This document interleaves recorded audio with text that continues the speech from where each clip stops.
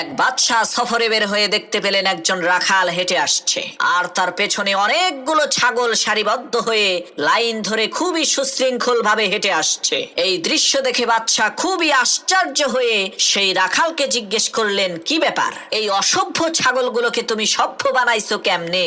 তারা কেউ ছুটে পালিয়ে যাচ্ছে না, কি সুন্দর লাইন ধরে হেঁটে আসছে।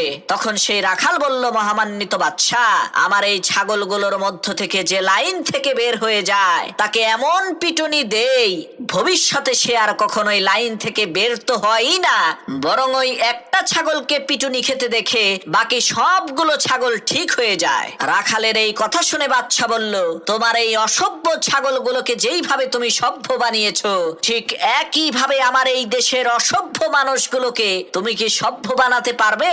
রাখাল বলল, হ্যাঁ পারবো।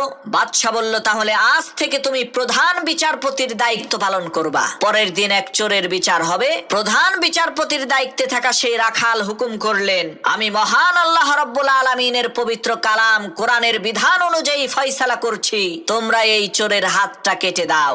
রাখালের এই কথা শুনে উজির বললেন, বিচারক মহোদয়, আপনি তো নতুন বিচারকের দায়িত্ব পেয়েছেন, তাই হয়তো বা জানেন না এই চোর কিন্তু আমাদের নিজেদেরই লোক। তখন বিচারপতি রাখাল বললেন, তোমরা এই চোরের হাত কেটে দাও, আর সাথে সাথে এই মন্ত্রীর জিহ্বাও কেটে দাও।